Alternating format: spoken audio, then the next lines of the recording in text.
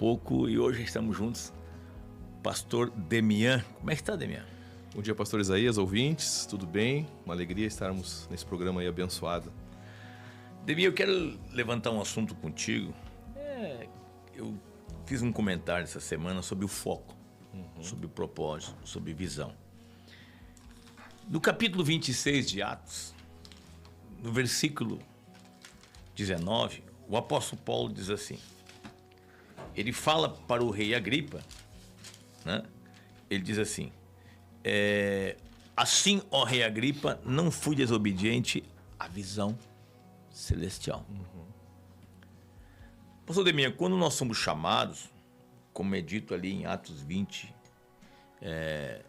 28, o Espírito Santo nos separa, o Senhor Jesus separa, escolhe. Uma das coisas que nós temos que entender é que fomos chamados dentro de um propósito, fomos capacitados para um propósito, onde tem um Senhor. E essa questão de ser fiel à visão, né, de ser comprometido com o propósito, está ligado também à nossa natureza sujeita a Deus. Por exemplo, quando Paulo diz, eu não fui desobediente à visão celestial, o que ele está dizendo? Eu fiz diferente. Porque a natureza humana, ela é desobediente. Sim. Como é que tu vê isso aí? Exatamente. A natureza humana quer fazer da sua maneira, do seu jeito.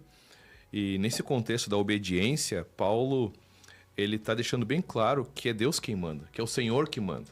Ele chama, ele capacita, ele dá dons e ele quer que se faça da maneira dele, como ele quer. E se alguma coisa tiver que ser mudada, só ele pode mudar. Só ele pode, na caminhada, dizer, não, então agora faz assim, faz diferente. Nós não temos essa liberdade, né, pastor? Mas é um fato. Que a natureza humana é fazer diferente. A natureza humana é fazer o contrário, né? O coração do humano é enganoso. Porque né? ele fala, não fui desobediente à visão celestial. Pô, podia ter dito, eu fui obediente. Sim. O que ele está dizendo? Eu fiz diferente. Nós, seres humanos, somos desobedientes. Nossa tendência é sermos desobedientes. Né? Exatamente. Nós temos exemplos na Bíblia, né? De homens que obedeceram por um tempo, né? Nós temos Sansão, por exemplo, né? Jonas, exatamente. Jonas. Que receberam uma unção, receberam um chamado, uma graça de Deus, né? Mas eles se perderam na caminhada, né? Interessante. Eu me pergunto, e eu tenho essa pergunta para mim mesmo, e é um questionamento, não quero fazer a minha afirmação, por que Paulo e Barnabé se separaram? Sim. E a minha pergunta é por que Barnabé sumiu do cenário. Sim. E Paulo continuou. Estaria Paulo certo? Sim. Deveria Barnabé ter continuado com Paulo? Ou ele não entendeu, né, que mesmo ele sendo antes de Paulo na cidade de Antioquia, Deus agora estava dando um ministério com maior evidência para Paulo. E Barnabé parece que tomou partido pelo sobrinho, né? E talvez diminuiu a importância do ministério em si por causa de uma questão pessoal, familiar até, né? Claro. Então, e Paulo se manteve firme ali na convicção. Porque na separação, o Espírito Santo fala, separai-me a Paulo e a Barnabé. Exato. Para a obra que eu os tenho chamado. Interessante. Isso é interessante. E Paulo diz depois, eu não fui desobediente à visão celestial. Agora, é um fato também, né? Pode tirar as tuas conclusões. É um fato também que a pessoa, para se enquadrar nisso que Paulo diz, não fui desobediente, muitas vezes ele vai enfrentar oposição, né? Oposição. Vai enfrentar os interesses humanos, vai enfrentar muitas coisas. Para a pessoa se manter obediente a Deus até o fim, como Paulo escreve lá em Timóteo depois, completei a carreira, combati o bom combate, guardei a fé. É algo que não é todo mundo que está disposto a enfrentar e topar com pagar o preço. Pagar um preço e topar com oposição na caminhada, interesses humanos e para se manter fiel a essa visão obediente, né? Realmente não é para qualquer um nesse sentido, né, pastor? É para quem realmente se dispõe a sofrer, se gastar, pagar um preço, né? Como Paulo foi, né? Porque eu vejo a coisa assim de propósito de Deus, de visão, de foco, uma coisa muito séria. Eu vejo assim, né, quando Paulo diz não fui desobediente à visão celestial, eu me preocupo muito no sentido de que nem quando você lê Atos 13, 22, quando diz que eu encontrei Davi, meu servo, um homem que fará toda a minha vontade. Toda a minha Significa vontade. cara que vai ser até o fim Que fiel. assumiu no lugar de alguém que não foi fiel. Não foi fiel. Que assumiu no lugar de alguém que, diz a Bíblia lá, forçado pelas circunstâncias, ele cedeu em princípios que ele não poderia ceder. Pressionado, ele cedeu. Também porque ele tinha um coração, certamente, né, que não era totalmente temente, fiel a Deus. Por isso que Deus faz questão de ressaltar a questão de Davi, que tinha um coração segundo o coração de Deus, né, pastor? E aí Davi assume, né? Interessante essa questão do coração, né? O coração é importante, porque Deus sonda, né, pastor? Deus vê o que os homens não veem. Às vezes tu pode estar fazendo a coisa certa, mas com uma intenção que Deus não aprova. O Salmo 131, se tu puder abrir, eu acho ele muito interessante, né? Quando ali o salmista fala, eu não tenho nenhum sonho grande demais para mim, nem nada, né? Me parece que o que nos tira do foco e nos tira da visão e do caminho da obediência é a nossa natureza, então, sim, que seria desobediente. E aqui fala orgulho e arrogância, né? Tá, vamos lá. Senhor, não é orgulhoso o meu coração, nem arrogante o meu olhar, não ando à procura de coisas grandes, nem de coisas maravilhosas demais para mim. Pelo contrário, fiz calar e sossegar a minha alma como uma criança desmamada se aquieta nos braços da sua mãe. Assim é minha alma dentro de mim. Então, de novo, Senhor... Não é orgulhoso o meu coração, nem arrogante o meu olhar. E não ando à procura de grandes coisas. É interessante aqui, né? Orgulhoso, né, o meu coração. Sim. Né, significa... Paulo mesmo diz, ninguém deve pensar de si além do que convém. E arrogante meu olhar. Significa olhar os outros com um olhar de desprezo. Sim. Também, né? Superioridade. Superioridade. Esse é um ponto, né? Daqui a pouco a gente não conseguiu fazer morrer esse ato, né? Essa questão natural nossa, né?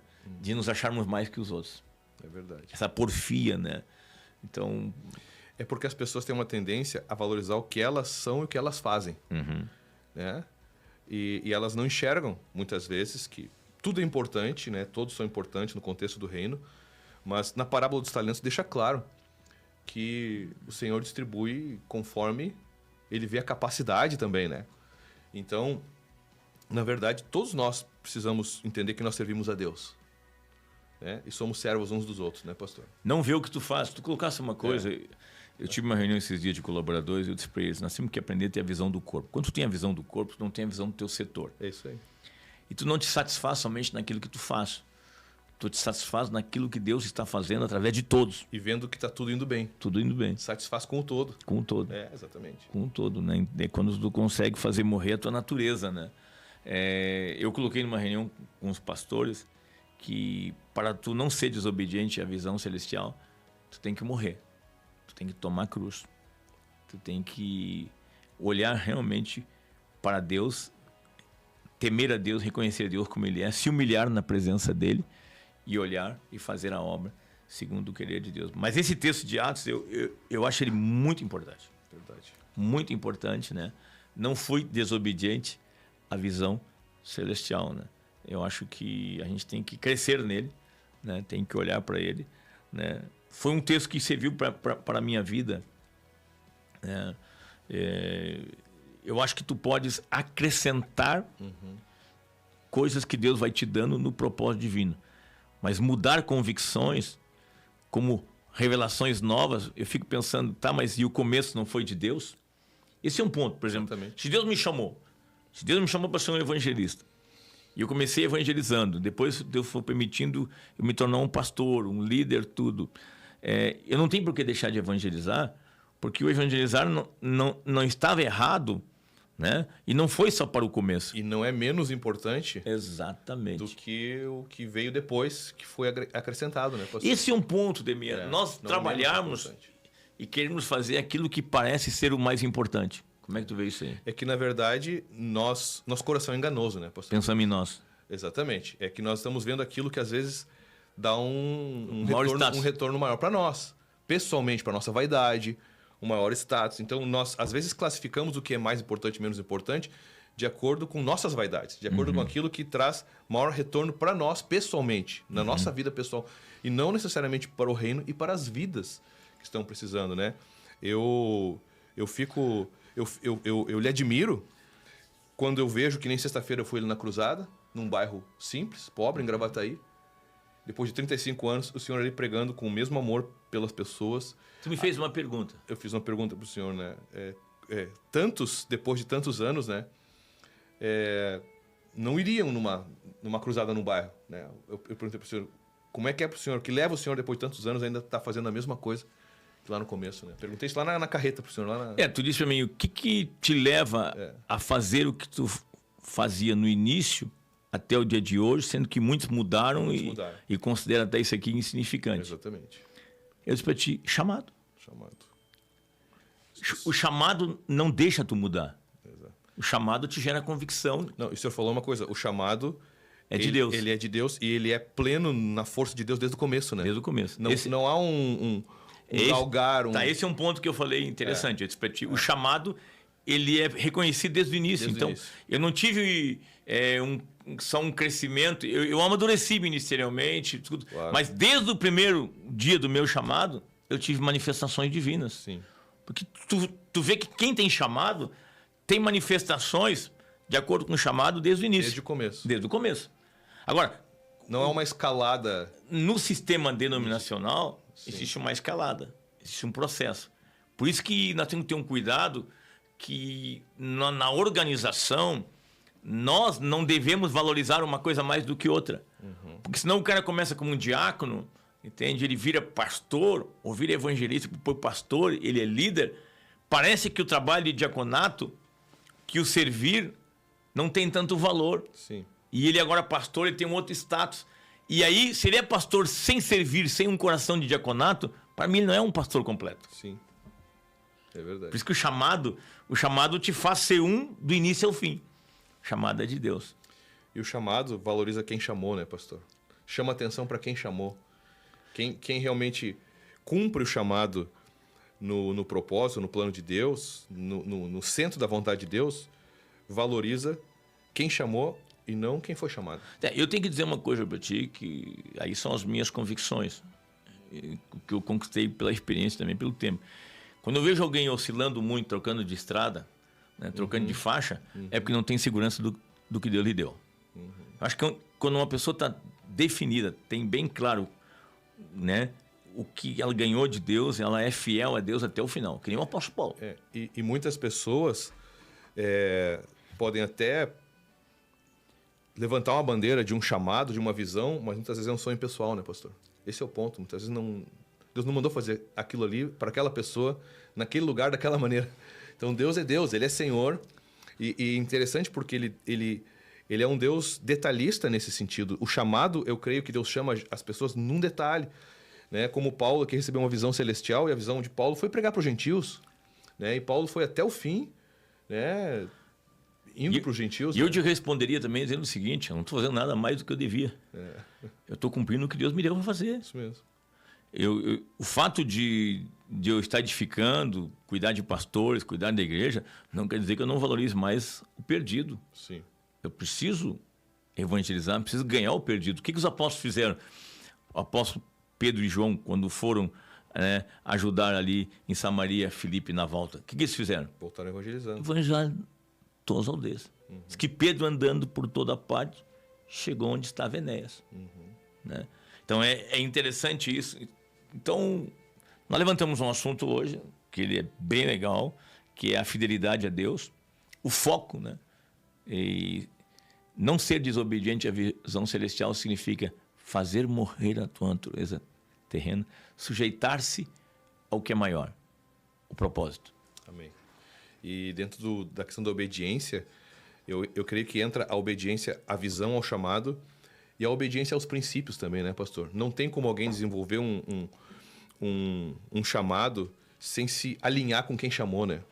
A questão da santidade, da humildade. Nós falávamos antes aqui do Salmo 131, né? Quando tem orgulho, arrogância. Aí diz, fiz calar a minha alma. Calar minha alma. Exatamente, fazer calar a alma para fazer o que agrada a Deus e não o que agrada a si mesmo, né? Bom, nós podemos voltar, eu queria te convidar para voltar na semana que vem. Estou à disposição, é um prazer, na verdade. Eu quero que tu venha para comentar comigo Filipenses 2, 19 em diante, sobre a fidelidade de Timóteo, ministerialmente. Voltaremos em outro momento de conversa.